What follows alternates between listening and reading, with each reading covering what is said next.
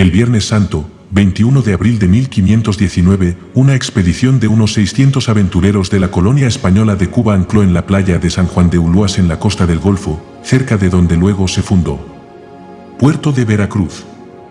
A instancias de Hernán Cortés, los hombres desmontaron a caballo e intercambiaron obsequios con los habitantes totonacas de la zona. Unos 300 kilómetros, 200 millas, tierra adentro, en la capital del Imperio Azteca, el Tlatoani, gobernante, Moctezuma II recibía informes sobre los marineros de piel blanca. Sobre sus barcos los comerciantes espías que eran sus informadores los tomaron por montañas que flotaban en el mar y sobre la caballería española, o animales humanos. El desembarco de 1519 no fue el primer encuentro entre los europeos y los pueblos de lo que se convertiría en los actuales países de México y Guatemala. Hubo varios encuentros breves, incluido uno entre Cristóbal Colón y algunos comerciantes de las Américas en 1502. Los chacmoles recibían ofrendas de corazones humanos. Este chacmul se encuentra frente al templo de Tlaloc en Tenochtitlán.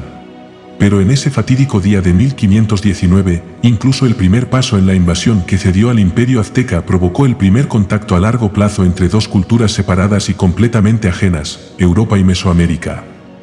La actividad humana en México y la vecina Guatemala data de hace 20.000 años o más, cuando los primeros cazadores-recolectores se asentaron en la región. Desde entonces hasta el apogeo del Imperio Azteca en los siglos XIV y XVI a.C., surgieron y murieron innumerables civilizaciones en la región. Los historiadores usan el nombre de Mesoamérica para estas civilizaciones y el lugar donde surgieron. Se extiende hacia el sur desde las regiones desérticas del norte y centro de México, y hacia el este incluye el istmo de Tehuantepec, la península de Yucatán, Guatemala, Honduras, el oeste de Nicaragua y el noroeste de Costa Rica. Entre estas civilizaciones se encontraban los siguientes grupos: los olmecas, quienes crearon magníficas estelas y una gran red comercial en el segundo milenio antes de Cristo; los zapotecas, quienes fundaron alrededor de 500 asentamientos en las tierras altas de Monte Albán, Oaxaca. Quizás los primeros en la región en desarrollar la comunicación escrita. Ya los constructores del misterioso y monumental Teotihuacán en el altiplano mexicano, quienes se destacaron en el oficio de hacer místicas máscaras y sugerentes murales. Y los mayas estaban en el 250 a.C., 900 después de Cristo. Construyeron magníficos templos y palacios en las selvas de Guatemala y el este de México, que florecieron hasta la conquista española. Alrededor del año 950 después de Cristo, los belicosos toltecas fundaron la capital Tolandi.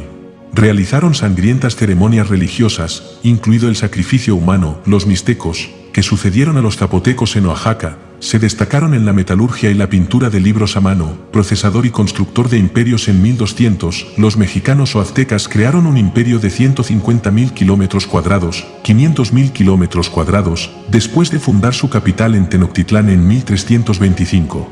Tanto los mesoamericanos como los invasores españoles encontraron mucho que admirar y rechazar en sus oponentes. Por ejemplo, los centroamericanos parecen sorprendidos por las malas prácticas de higiene de los españoles.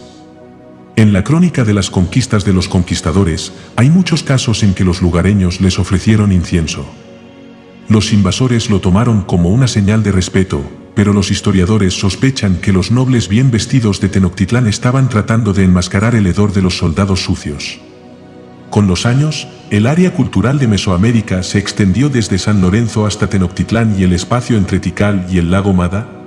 Por otro lado, los conquistadores españoles, atraídos y repelidos por lo que encontraron en Tenochtitlán, ingresaron al país, se aliaron con los tlaxcalenses y derrotaron a los señores de Cholula, quienes ingresaron a la capital azteca el 9 de noviembre de 1519. Los conquistadores quedaron fascinados por la belleza de esta gran ciudad, construida en una pequeña isla en el lago Texcoco, la elegancia de los palacios y jardines donde vivían los gobernantes y nobles, y la asombrosa variedad de productos que se vendían en el enorme mercado de la ciudad. Sin embargo, lo que los llamó la atención fueron los templos y áreas ceremoniales dedicadas a ritos de sacrificio humano, sacerdotes con el cabello manchado de sangre y la piel manchada de hollín, dioses aztecas y estatuas de piedra yacentes, conocidas como chacmuls, aún calientes con corazones salpicados de sangre. De los sacrificios que guardaban en ellos. Choque de civilizaciones. Los españoles encontraron algunos elementos familiares en su cultura europea. Al igual que Europa, apoya la guerra, apoya un régimen por la fuerza, tiene redes comerciales y respetabilidad, y tiene un fuerte sentido de santidad en todos los aspectos de la vida. Sin embargo, otros elementos de la civilización mesoamericana eran muy extraños o violaban los tabúes europeos. Por ejemplo, así como los conquistadores no eran ajenos a la tortura y la masacre, y no estaban dispuestos a sangrar o exponer los restos de sus cautivos, no estaban preparados para presenciar los ritos aztecas, donde tomaron como piedra angular los corazones humanos. Principales elementos de las ceremonias religiosas públicas. Estaban asombrados por la cantidad de víctimas sacrificadas y los dioses que adoraban. Se sorprendieron al saber que algunos rituales religiosos aztecas incluían el canibalismo.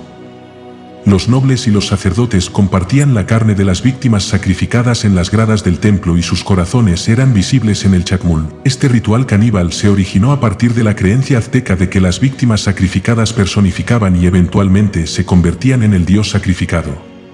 Así, los miembros de la élite de la sociedad azteca que asistían a la fiesta podían participar de la esencia divina. Los adoradores aztecas a menudo realizaban varios roles y elementos en los rituales para compartir la identidad del dios o la diosa.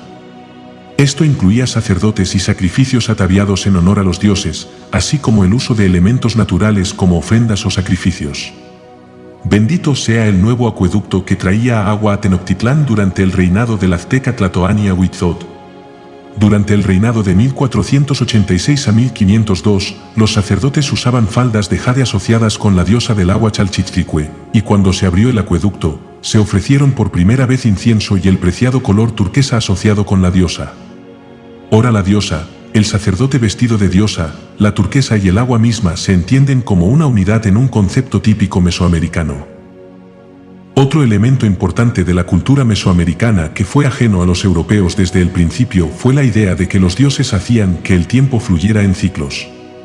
Los aztecas creían que el mundo actual era el quinto de una serie de creaciones, y que los acontecimientos de la era mundial actual estaban destinados a repetirse en amplios patrones cíclicos.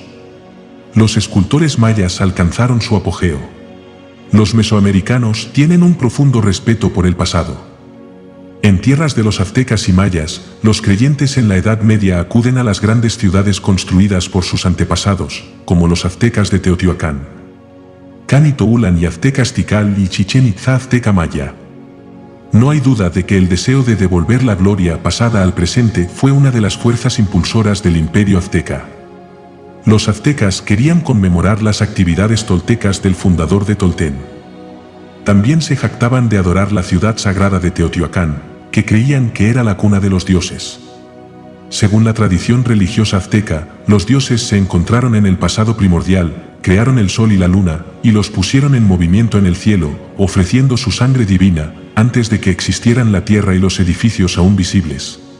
Los constructores y albañiles aztecas siguieron los estilos arquitectónicos y escultóricos de estas antiguas ciudades cuando construyeron el sitio sagrado de Tenochtitlán. Los peregrinos aztecas tomaron máscaras y otros objetos sagrados de las tumbas de Teotihuacán y Toulán y los incrustaron en sus templos en Tenochtitlán. Los sacerdotes y adoradores aztecas practicaban el sacrificio ritual, una práctica reforzada por los venerables toltecas, aunque sus orígenes se remontan al pasado ancestral de Mesoamérica. La noción mesoamericana de que el tiempo avanza en ciclos gobernados por los dioses se acompañaba de una clara conciencia de los modelos de cambio y de las estructuras duales.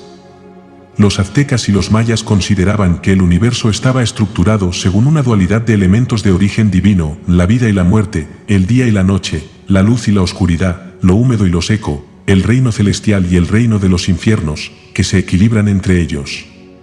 También tendían a sucederse el uno al otro. La noche seguía al día, la estación de lluvias se alternaba con la seca, la vida iba seguida por la muerte y esta por una nueva vida.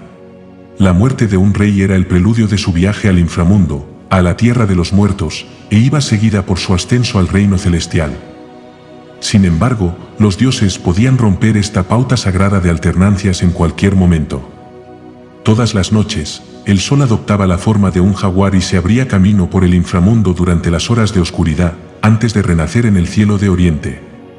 Existía la posibilidad de que un día los dioses retiraran su favor y el sol no saliese. Dentro de las complejas pautas de años creadas por el uso entre los mesoamericanos de dos calendarios, uno de 260 días y otro de 365, El periodo de 52 años solares revestía un gran significado sagrado. Mediante el tiempo transcurrido antes de que un día del calendario de 260 días coincidiese con uno del calendario de 365 días. El final de un ciclo de 52 años también se consideraba un momento peligroso, en que los dioses podían mostrarse inclinados a romper el modelo de sucesión y provocar el fin del mundo. Los sacerdotes se ocupaban de que los calendarios sagrados de los rituales se observaran escrupulosamente en esas épocas más peligrosas. En toda Mesoamérica, los astrónomos sacerdotes hacían observaciones de los ciclos de los planetas y los movimientos de las estrellas, mientras que los chamanes sacerdotes interpretaban los calendarios de rituales y realizaban ritos de adivinación usando sustancias psicoterapias. Aquellos que confiaban en las afirmaciones de estos expertos creían que los adivinos tenían el poder de identificar influencias sagradas sobre la actividad humana en las pautas del cielo y en los ciclos del tiempo. Algunos historiadores afirman que la creencia en la adivinación, el poder de los augurios y la inestabilidad de las pautas reiteradas en el tiempo hicieron que los mesoamericanos fueran fatalistas al verse enfrentados a las dificultades. La llamada caída del Imperio Maya, cuando en los siglos 9 y 10 después de Cristo, una serie de ciudades de Guatemala dejaron de erigir monumentos a la gloria de sus reyes y cayeron en un rápido declive, tuvo muchas causas, sobre todo la degradación medioambiental, pero también fue precipitada por la creencia fatalista entre los mayas de que el declive se podía predecir a partir de las pautas temporales, que, por decisión de los dioses, estos sucesos reflejaban otros sucedidos siglos antes, por tanto, no merecía la pena resistirse a ellos. Del mismo modo, hubo muchas causas prácticas para la derrota del poderoso imperio azteca por parte de un grupo poco numeroso de invasores españoles que luchaban junto con algunos pueblos nativos, pero las crónicas históricas revelan que los líderes aztecas sabían que los augurios les eran adversos, al parecer, profetizaban su caída. En Tenochtitlán, algunas personas creían que Cortés estaba destinado a vencer, y algunos aztecas incluso lo tomaron por el dios mesoamericano Quetzalcóatl que, tal como había prometido, volvía para reclamar su legítima herencia. Eso es todo por hoy, suscríbete y activa la poderosa campanita de notificaciones para que no te pierdas ningún vídeo nuevo. Esto es Dilectus Fabula y les deseamos un excelente día.